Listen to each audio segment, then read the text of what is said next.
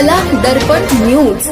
हुपरी नगर परिषदेच्या घनकचरा व्यवस्थापनासाठी 10 महिन्यांच्या कालावधीचा तब्बल 1,54,00,000 रुपयांचा अंदाजित खर्च प्रस्तावित करण्यात आल्याची माहिती समोर आली असून या रकमेचे नेमके गणित कोणत्या निकषांवर करण्यात आला याबाबत नागरिकांकडून प्रश्न उपस्थित होत आहेत।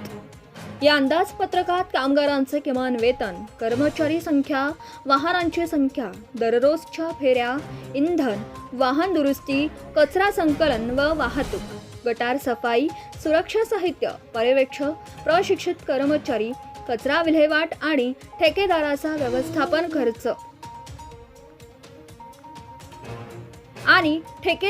व्यवस्थापन खर्च यांची स्वतंत्र तरतूद किती आहे याचा सविस्तर तपशील नगर परिषदेने जाहीर करावा अशी मागणी होत आहे।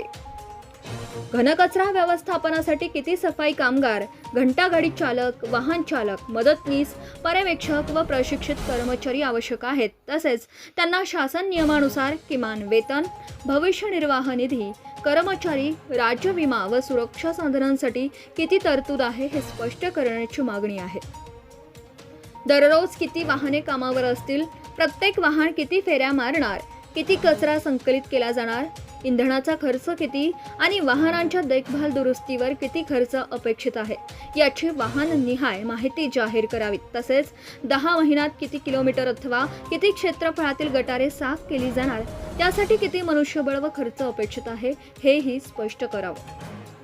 सध्या काम करणाऱ्या ठेकेदाराने मागील 1 महिन्यात केलेल्या कामाचा दिवसनिहाय अहवाल नगर परिषदेने सार्वजनिक करावा। त्यामध्ये दररोज किती वाहने कामावर होती, किती फेऱ्या झाल्या, किती कचरा संकलित झाला, कोणत्या भागात काम झालं, किती कर्मचारी उपस्थित होते आणि किती गटार सफाई करण्यात आली याचा तपशील असावा। कामात त्रुटी किंवा करारातील अटींचं उल्लंघन झाल्यास ठेकेदाराला किती नोटिसा बजावल्या, किती दंड आकारला, बिलातून किती कपात केली आणि कोणती प्रशासकीय कारवाई करण्यात आली याची माहिती जाहीर करावी। तसेच प्रत्यक्ष काम तपासणी अहवाल आणि ठेकेदाराला अदा केलेली बिलं यांची तुलनात्मक माहिती उपलब्ध करून द्यावी।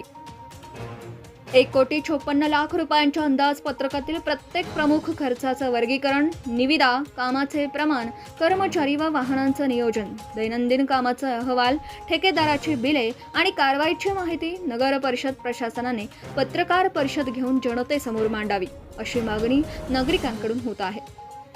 1,54,00,000 रुपयांचा खर्च प्रस्तावित असेल तर त्या प्रत्येक रुपयामागे कोणतं काम होणार आणि प्रत्यक्ष किती काम झालं याचा हिशोब जनतेला मिळालाच पाहिजे अशी भूमिका नागरिकांकडून व्यक्त होत आहे। या प्रकरणातील अंदाजपत्रक, प्रत्यक्ष कामाचं प्रमाण आणि चालू ठेकेदाराच्या कामकाजाबाबत आणखी माहिती पुढील भागात लवकरच। Subscribe now and press the bell icon. Never miss an update.